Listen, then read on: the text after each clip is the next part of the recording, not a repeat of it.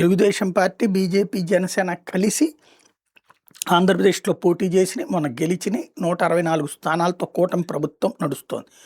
గతంలో Bharatiya Janata party, Janasena Bharatiya Janata party, Telugu Desam కలిసి 2014లో తెలంగాణ ఎన్నికల్లో పోటీ చేసిన జనసేన అప్పుడు మద్దతు ప్రకటించింది. అప్పుడు ఇద్దరికి కలిపి ఒక 20 సీట్లు వచ్చినాయి. 15 తెలుగుదేశం, 5 భారతీయ జనతా పార్టీకి వచ్చినాయి. జనసేన మద్దతు మాత్రమే ఇచ్చింది. 2018కి వచ్చేటప్పటికి బీజేపీతో విడిపోయినటువంటి తెలుగుదేశం పార్టీ ఆ రోజున కాంగ్రెస్తో కలిసి పోటీ చేసింది. జనసేన విడిగా ఉంది, పోటీ ఏమీ చేయలేదు. ఆ రోజున అక్కడ 2 సీట్లకో 3 సీట్లకో వచ్చినటువంటి పరిస్థితి తెలుగుదేశాన్ని. అదే సందర్భంలో కాంగ్రెస్ పార్టీ కూడా అధికారం అందుకోవాలనుకున్న సాధ్యంగా లేదు. 21 స్థానాలతో సరిపెట్టుకున్నటువంటి పరిస్థితి అయింది. ఫైనల్గా బీఆర్ఎస్ మళ్ళీ అధికారంలోకి వచ్చింది.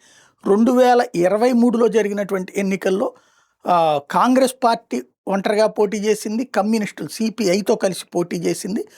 అదే సందర్భంలో భారతీయ జనతా పార్టీ విడిగా పోటీ చేసింది. అలాగే అక్కడ బీఆర్ఎస్ విడిగా పోటీ చేసినటువంటి పరిస్థితి.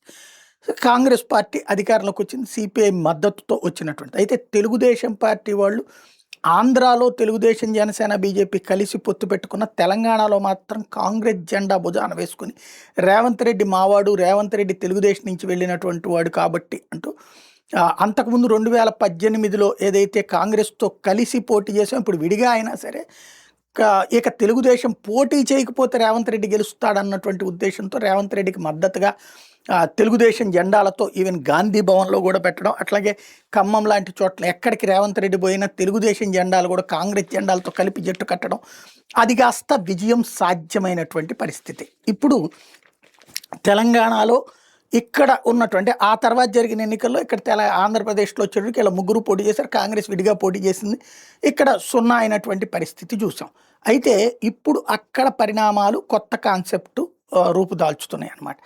తెలంగాణలో జనసేన పోటీ చేస్తానంది. బీజేపీ అడిగితే పొత్తు గురించి ఆలోచిస్తాం, లేకపోతే మా దోవన మేము పోటీ చేస్తాం.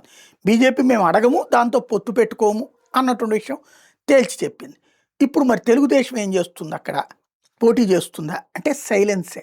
పోటీ చెయ్యకపోవచ్చు నాకున్న అవగాహన మేరకు.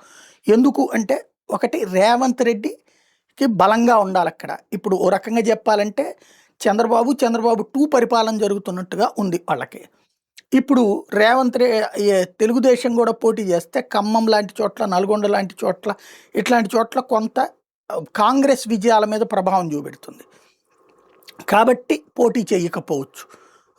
కూటమిగా భారతీయ జనతా పార్టీతో కలిసి పోటీ చేయడానికి అసలు సిద్ధంగా తెలుగుదేశం పార్టీ లేదు, అటు పక్కన బీజేపీ లేదు. ఏం జరుగుతుందో చూడాలి.